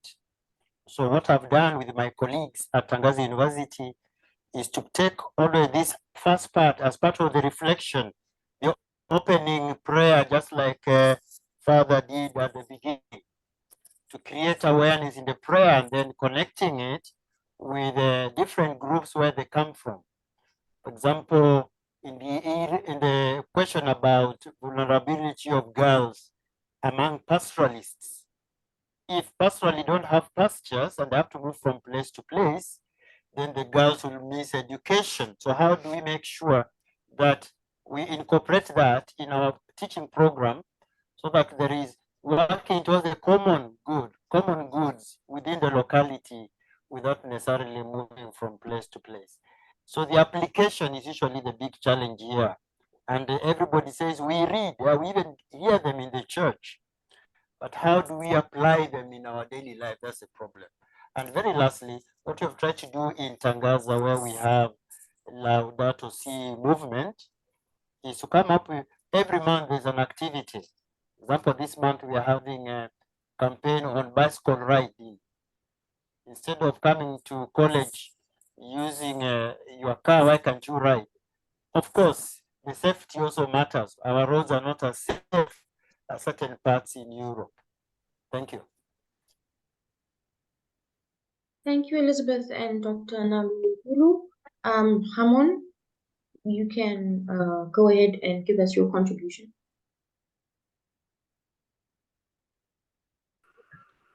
Sí, quisiera hacer dos reflexiones que son absolutamente diferentes. Por una parte, el diálogo entre Gigi, Malugala y Margarita, creo que es algo que debemos de tener en cuenta, porque es una incidencia en buscar los sistemas para que quienes estamos alrededor del movimiento seamos capaces de articular operativas que nos ayuden a construir pequeños elementos transformadores. Creo que es importante recuperar lo que en su momento se dijo en torno a la Laudato Si y sobre todo con un horizonte 2028 que nos da un plazo largo de tiempo. Estamos todavía en 2024 sin estrenar. Creo que eso deberíamos de pensar en convertirlo en una prioridad, porque realmente es una prioridad. Podemos discutir del mundo que queremos, pero si nos quedamos sin mundo, esa discusión no tiene sentido. Esa es la primera parte. La segunda, una reflexión sobre la cuestión de la mar. Caritas in Veritate nos sitúa Benedicto XVI en una afirmación que es un clásico en la doctrina social de la Iglesia, y es que Dios es amor. Cuando hablamos de amor, estamos hablando de Dios. Cuando se plantea hacer las cosas desde la verdad y desde el amor, estamos muchas veces hablando de hacerlas desde Dios. La interpretación del concepto Dios es una cuestión tremendamente disputada, sobre todo en Occidente y sobre todo en Europa, donde es muy complicado el tema de Dios. Hay otros continentes y otros países en los que el debate tiene otra intensidad, otra perspectiva, la diversidad de opciones y de religiones presentes sobre el territorio. No es un espacio fácil, pero es un espacio fundamental, porque es el elemento a partir del cual nosotros nos vamos acercando a la realidad en cuanto a creyentes. Porque ese amor además es el que nos lleva a esa frase muy cortita que sintetiza todo el mensaje y que es una frase de Cristo. Amar a Dios sobre todas las cosas y al prójimo como a ti mismo. Yo creo que eso es absolutamente irrenunciable. Otra cuestión es cómo eso puede ser operativo a la hora de llevar a cabo una serie de actuaciones diversas, en ocasiones difíciles, pero claro que todo lo leemos desde el amor, porque el amor y el bien común y el mensaje de Cristo nos ayuda a no hacerlo desde el interés. Y si lo hacemos desde el interés de ayudar al último, al pobre. Esa debe ser nuestra línea. Hay gente que tiene mucho interés en resolver problemas, pero porque les va a sacar beneficio. Alguien citaba, creo recordar, que era Elisabeth en su aportación, el tema de las vacunas del COVID. Claro que había mucho interés en resolver ese problema porque había miles de millones de euros y de dólares en juego. Pero ese es nuestro interés, esa es nuestra manera de enfocarnos los problemas del mundo. No, lo hacemos desde el amor, es distinto.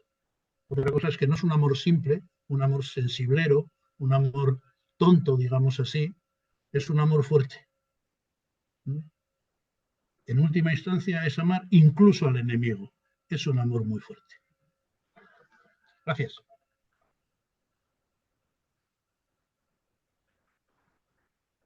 Thank you for those contributions.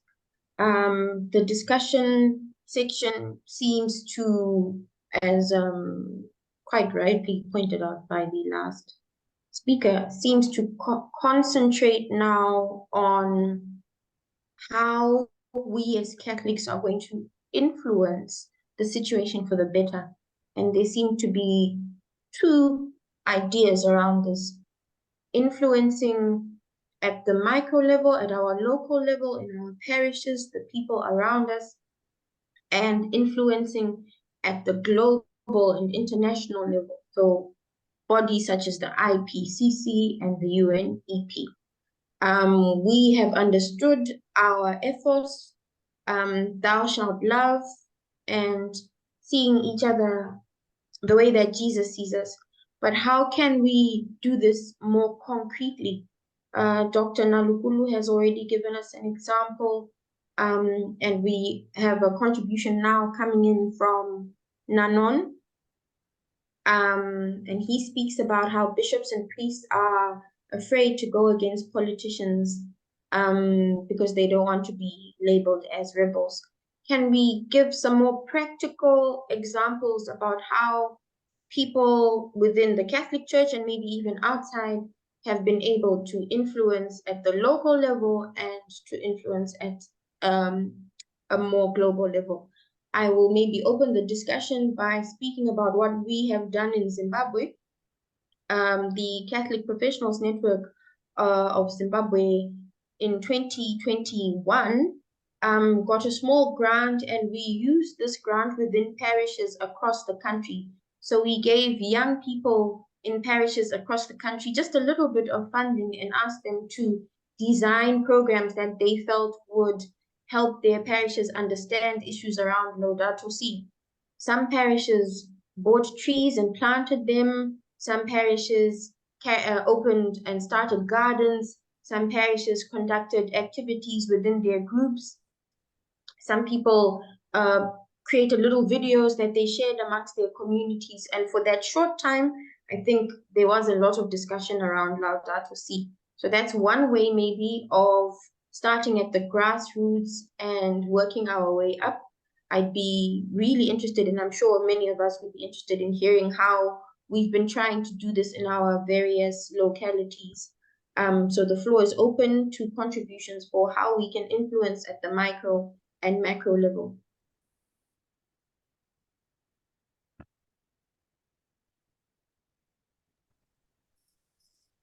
So very quickly, just to respond that we should not be afraid to dialogue and interact with the politicians or people in public office. Because some of these, especially if you're a Catholic, some of them are Catholics. But what's the platform of engagement? So in Tangaza, we have a program for Catholic MPs, members of parliament. And every week they have a meeting where Catholic priests meet with them and discuss. For example, Laudato Si, Laudate Deum, Caritas in Veritate, and other documents of the church to incorporate in their policy statements. And they're very, very supportive in this area. It's different from what the church used to do in the past. They used to pontificate. They come up with a document and you say you must. But then we found that dialogue helps. And the dialogue between the Catholic members of parliament and the bishops has worked very well in articulating national policies that help us. Thank you. Thank you, Dr. Nalugulu. There's a question here. I think it expands on our discussion. From Aneta Siagian. Aneta, would you like to raise your question yourself, or should I just go ahead and read it?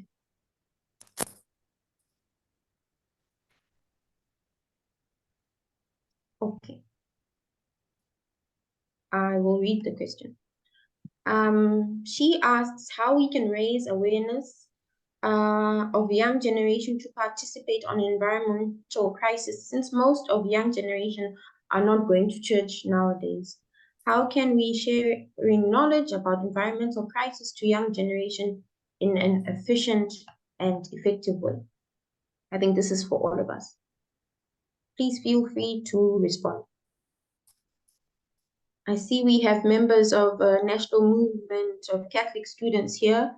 They might be willing to contribute to this discussion in that way. Maxwell, may I respond to this? Yes, please go ahead. Yeah, I think the awareness is very important. The younger generation, as we observe everywhere, they don't go to church. Even if you go to church, these are not spoken. That's one thing. Assume that this is spoken, even you don't get this audience. So we need to find where this audience is. Are they into music? Are they into television dramas? So that through music, what they like, what they believe, what they follow. So we could give this message through music. Say, for instance, we had Earth Song, right? So likewise, we could have many things as appears in these two declarations. And also dramas. We in Sri Lanka, if you take, we have lots of teledramas where you show dramas in television. So a lot of people are glued to television after a certain time. Even the youngsters, they enjoy them. So if we can inculcate certain messages by way of influencing these producers to include some of the important environmental and climate change issues, then we can deliver that message very well to the younger generation. So these are a few observations that I am going to make. Otherwise, there would be a list of things that I could talk. Thank you very much. Thank you, Maxwell. Federica, please go ahead and ask your question. I want actually to answer the question before. The first thing you have to ask yourself is of which generation are we talking about? At least here in Europe, so I can tell you I'm the lay animator of IMCS Europe, but we are joined together with IYCS. So that's of course the first question. Are we talking about school students or are we talking about university students? That's the first question. And I can only talk about my experience, and I'm part of IMCS. And it's true that not so many go to church, but that usually the university parishes, they offer so much more. Like at University Parish, where I went to in Germany, it was full packed. Mondays were dancing, Tuesday was singing, Thursday, like really every day you had so many different things. And of course there, if you then talk about environmental issues, at least what I can say about here in Europe, the environmental issues is actually very present in the for sure in the younger generation. So if you organize, I don't know, walk in the park with some inputs or like, you know, reflection, and you part this from the theological aspect, but also with the social environmental aspect, and then from there you just start, and then people are going to discuss, to talk about it, and even in university with the neighbors, they're going to talk about it, and then basically you just have to bring the ball rolling with some even easy I'm getting my brain now is not working a lot, sorry. But like with some easy action, that was the word I was thinking about. And then it can come naturally from itself. You don't need much. But yeah, without focusing on the church, you can do these kind of activities outside of church, but in a churchy context, if you like, if you understand what I mean. That's all from my side. Thank you, Federica. Nanon Bang had raised the issue of the church itself feeling threatened or being silenced by the power structures that were referenced in some of our presentations. I know Father Jojo is not the only priest here, so I would like to maybe put some of our laity on the spot, not the laity, sorry, of our religious on the spot, and ask them to respond to this question, because this is something I'm sure many of them face. How do you, as a shepherd who is possibly in danger, respond to powerful people on such issues? Father Joe or any other religious present, please respond to this question.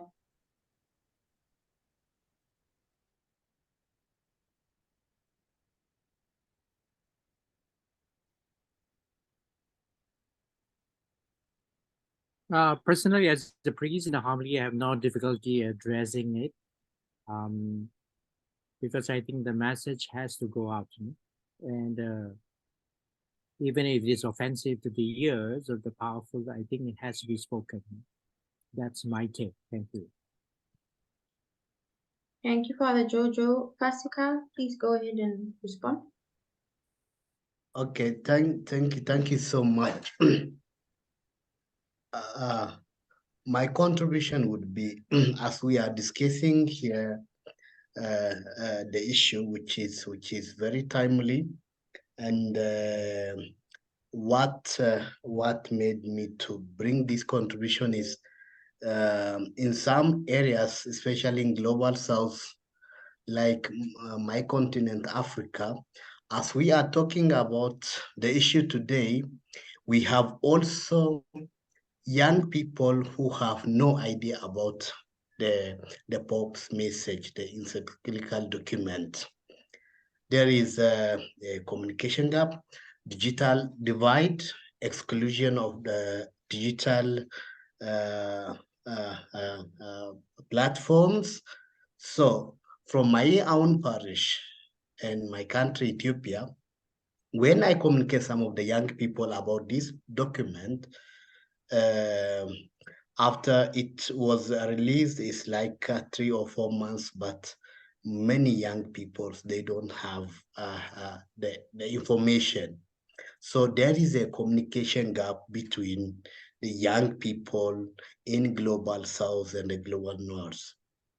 So this communication gap is coming from the digital exclusion, because everything is on internet, everything is in digital platforms, the communication, the document, all the information, but the digital gap is also an issue. So as Pax Romana, I think we need to see the possibility of addressing this digital gap between global north and the south. The other thing is also the young people want to talk and to take an action, but the lack of the political commitment from the leaders, including the church leaders.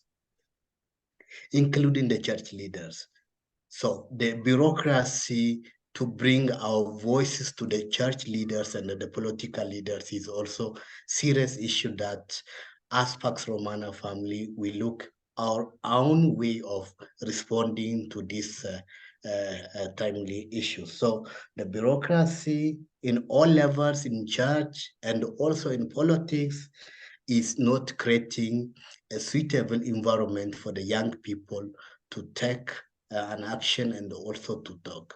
Thank you so much. Thank you, Fasika. A question before I come back to you, Ramón. There's a question from Loni da Samuela. Vamos a simplemente incidir en algo que nos afecta también al movimiento. Antes hablábamos de que vamos a tener a lo largo de los próximos tiempos que gestionar sociedades complejas. Nosotros, el MIC, el MIEC, ya somos sociedades complejas. Vivimos en países mayoritariamente cristianos o muy minoritariamente cristianos. Y dentro de los países cristianos, o católicos o protestantes, a veces con presencia y diálogo con otras religiones, el Islam, el hinduismo. En el Asia Oriental aparecen otras religiones, filosofías con las que son escenarios nuevos. Por tanto, no podemos plantearnos cómo se hacen las cosas en la globalidad, sino qué es lo que queremos hacer y ayudar a que eso sea posible en los distintos niveles de posibilidad. Yo creo que eso es tremendamente importante. Y esto me lleva a una cuestión, recogiendo lo que decía Jessica desde Etiopía, que tiene que ver con el modelo de comunicación. Es verdad que existe una brecha digital importante, pero a mí que por razón de trabajo me toca hablar con muchísima gente que viene de África y que ha cruzado el Mediterráneo en patera, casi todos ellos tienen un móvil mejor que el mío. ¿Por qué? Porque les es una herramienta vital. Para mí un móvil es una herramienta de trabajo, pero a un inmigrante africano en Europa es su conexión con el mundo, con lo que se preocupa muy mucho de que esa herramienta, con lo que existen brechas digitales, es cierto, pero también existen posibilidades. Y tendríamos que intentar ver hasta qué punto somos capaces de generar espacios nuevos también en el ámbito de la comunicación. Un webinar supone que tenemos que dedicar 2 horas para estar. Un chat te permite moverte de otra manera. Tenemos que ver. Yo creo que ahí tenemos que ser propositivos. Pero para mí son dos cuestiones radicalmente diferentes. Una es cuál es la propuesta, la otra es cómo proponemos.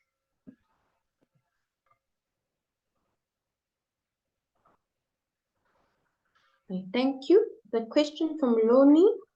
The question is, Loni is from Madagascar.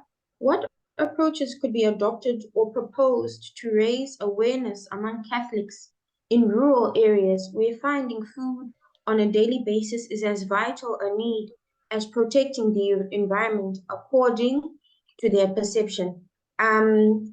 This will be our last contribution in question because we now are trying to wrap up. So anybody willing to respond to this question, please do so as succinctly as possible.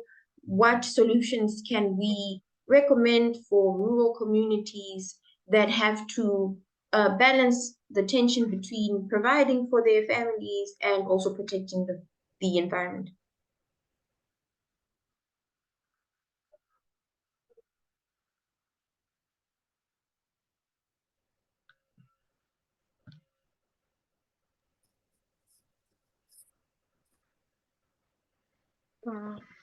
Hello, everyone. I think there's need for all of us to be able to get solutions from within. Maybe instead of using fuels that, of course, we know affect the environment, we use those ones with less effects to the environment. For example, in Kenya, we have IMCS Africa has a place where they used to make charcoal that does not pollute the environment. So we need to find solutions with that are less, that the effect is not as adverse as are the things that we do in our day-to-day lives. There's also need to ensure that some time back, there was a rule whereby when you cut down one tree, you plant 2 trees. I believe that if that one is well taken care of, we are going to have more trees than the ones that are being cut down, meaning our environment will be well taken care of. Thank you. Thank you for that very practical contribution. At this point, I would like us to, and thank you to all our panelists and all of those who have contributed to this discussion, either by asking questions or giving commentary.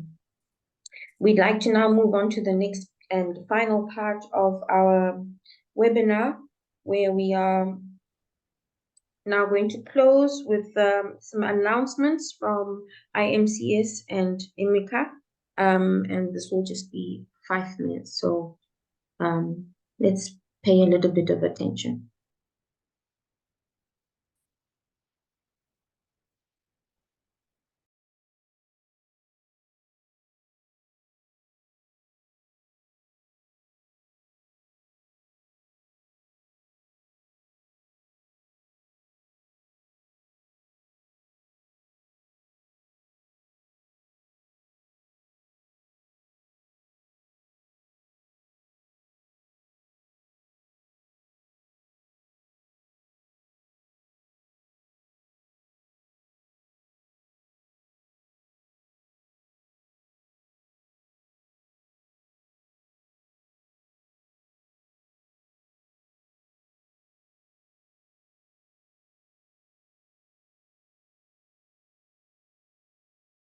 The announcements are coming from IMCS and ICMICA.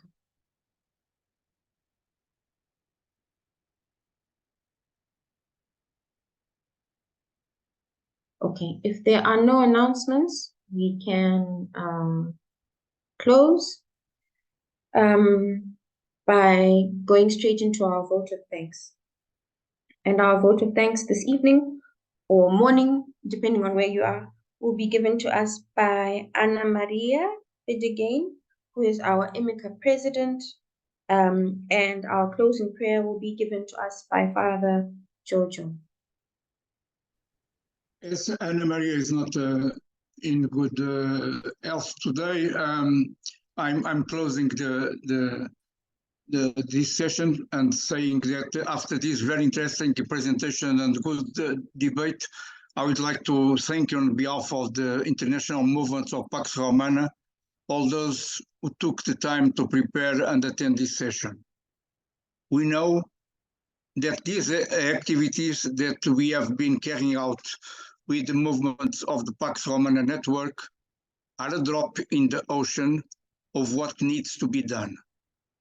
We know that we are in an emergency, which scientists have been reminding us of for a long time, but which the world's powers in different organizations are finding difficult to take on board and to make the best decisions so that we can save ourselves from the disaster.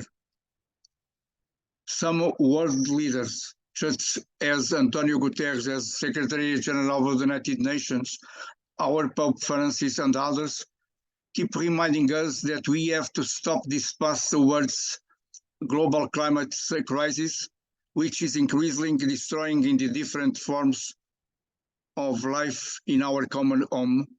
But unfortunately, it seems that they are only preaching in the desert, a desert empty of life exchange and decisions to reverse this path.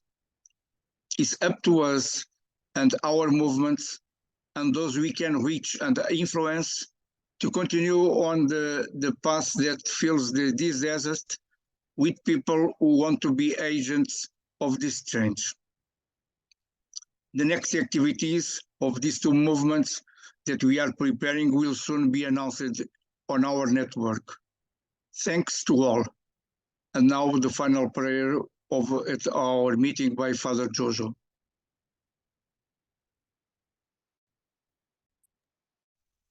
Father Jojo has had to leave as we've been running a little bit behind time. So I will just pick at random. Javier Garcia Morales, can you say a closing prayer for us, please?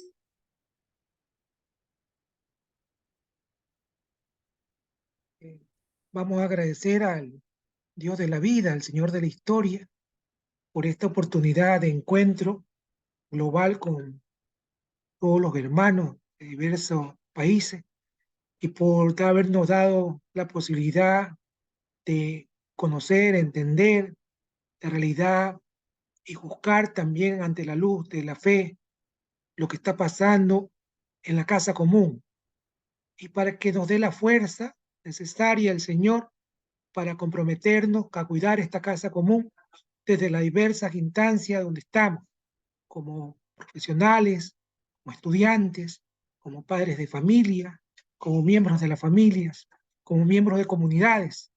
Que el Señor nos ayude a fortalecer nuestra espiritualidad, nuestra fe militante en cada paso que damos.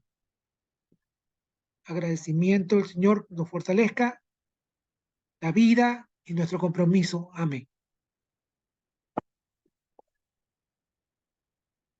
Amen. Thank you very much for that impromptu prayer. Father Jojo has sent an apology.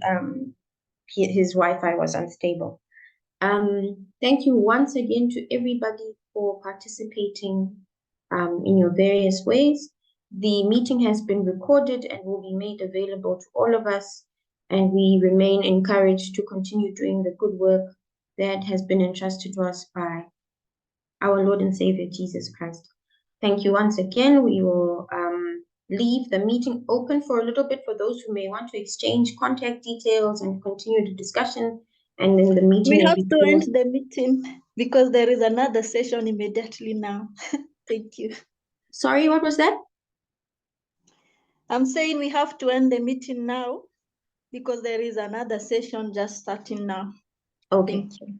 All right. So make sure you take contact details. Thank you, everybody, once again, and good night. Bye-bye. Thank you so much. Bye. Thank you so much. Thank you so much.